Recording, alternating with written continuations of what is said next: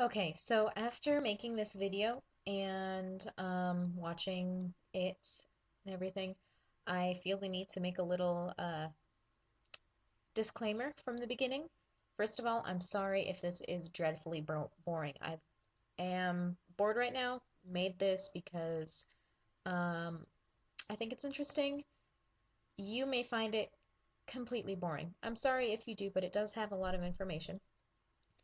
Second of all, I have to reiterate, I say it later in the video, but I have to say from the get-go, I am not an expert on any of this. If I say something wrong, if I quote something wrong, if you feel that I am quoting someone else's information inaccurately, or if I just completely say something, like pull something out of my ass, again, let me know. I'll do my best to fix it. And yeah, that's pretty much it. Enjoy the video and let me know. Have fun, guys. Hello, everyone. My name is Crystal, aka Denver Gypsy on YouTube, and I just wanted to make a short little video, or probably a couple of short little videos, on something that there really isn't a whole lot of information about, um, reliable information, anyway, on the internet, on the interwebs, in English that you can trust. So that topic is Slavic Reconstructionism, or Slavic paganism, or Slavic heathenry, if you prefer. Really doesn't matter. It's pretty much all the same thing. Basically, if you don't know what that is, Slavic uh, Reconstructionism, that's the one that I like, and that's what I'll be using.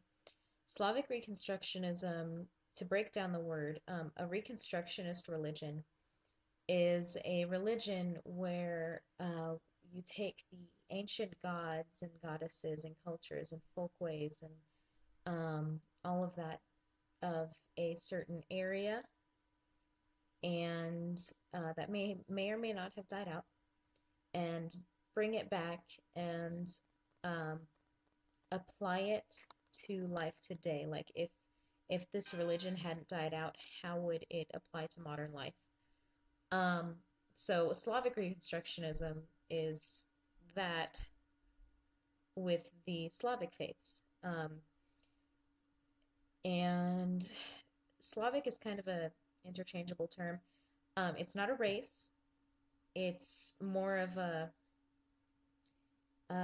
group of people centered not by necessarily genetic similarity, but cultural and language similarities.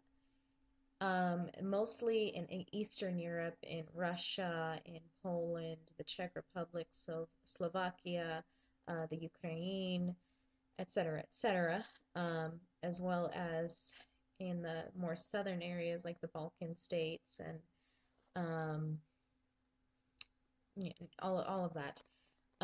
There are the three different areas that are considered Slavic. And let me just look at this.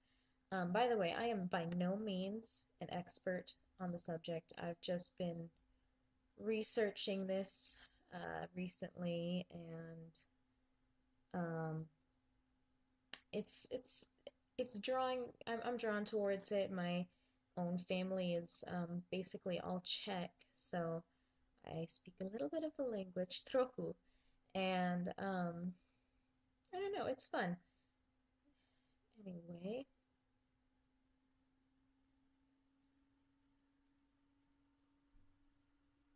anyway, so there are the three different regions that are uh, used, I guess, to refer to the Slavic faiths. There's the Eastern language, the Eastern groups, and these groups are based more like similar languages. So the Eastern group includes Russian, Ukrainian, um, like Belarusian. Then there's the Southern group, which has Slovenian, Serbian, Bosnian, Croatian, Bulgarian, and Macedonian. And then there's the West group, which I'm a part of, is has Czech, Slovak, Lusatian, and Polish, and then there's also the Baltic, um, Lithuanian, and Latvian, as well as the Estonian languages. In neo in Slavic neo-paganism, um, they kind of combined a lot of the different languages to make one that involved elements of everything else. Um, I think they call it Proto-Slavonic, and it's a reconstructed language. I don't know anything about it. I'm sure you can look it up online if you're interested in that, but I'm more interested in the people, in what my own family ancestors, I guess, what my ancestors worshipped. Um, as far as like ancestors go, that's actually a good starting point. Slavic Reconstructionists, the Slavic peoples hold their ancestors in very high regard. I wouldn't say ancestor worship necessarily, but they definitely think that, they're out there and they're watching over you, like either to curse you if you do bad or to lift you up if you're doing good. Um, and then there's two different kinds of, not necessarily deities. Uh, when the Slavics, the religion has a very definite evolution as time went on. Um, the more nomadic peoples had their spirits. Everything around us has a spirit in it, like the trees, the rocks, um, animals, of course. Uh, really, anything. It doesn't matter if it's animate or inanimate. Um, has a spirit associated with it, one way or another. There's a house spirit, um, and they call it a grandfather. I don't know what the Russian word is for it. You can look it up by that name. The Czech word is dědeček. Then that's the spirit of the house. He watches over the house and everything. Um, don't offend him. Bad things happen. He gets apparently cranky, as some grandfathers do. Um, it's in Russian. I think it's the domovoy. It's the house guardian. And then there's like the spirit of the lake, which is the Rusalka. There's a whole play by Dvořák about the Rusalki, and it's really sad actually, but you should look into it. It has some beautiful, beautiful music in there, and the mythology behind it is really interesting. But the spirits that are around us were separated into um, two different groupings. There's the domestic spirits and the wild spirits, and that was basically the duality that was very prevalent in the religion. Like Christianity and a lot of other prominent religions have the duality between good and evil.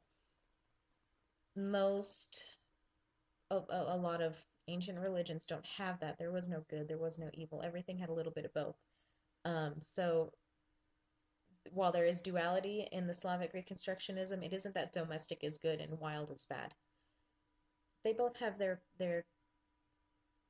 own sides. It's a very different way of thinking about things, but it makes sense.